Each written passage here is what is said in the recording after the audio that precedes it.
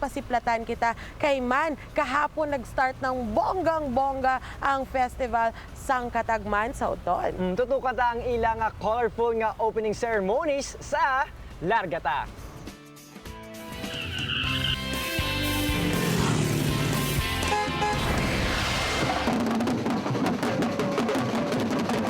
Malayo pa lang kami apang mabatian na namon ang hanot sang tambor.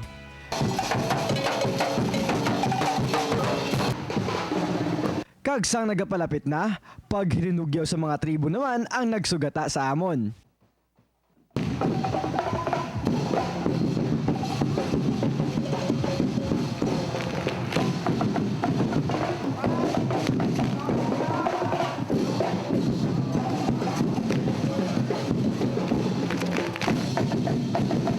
Opisyal na galingan nag-umpisa ang tuigan nga pagsilinadya diri sa Banwa sang Uton nga ila ginatawag Katagman Festival nga sadto kilalaman og Tunganon Festival.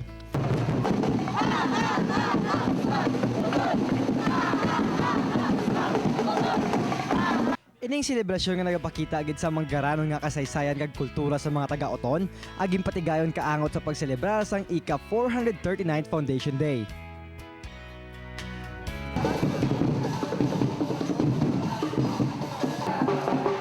Pagpreserba sa manggarano kag matahom nga kulturang Ilonggo sa masadya nga pamaagi.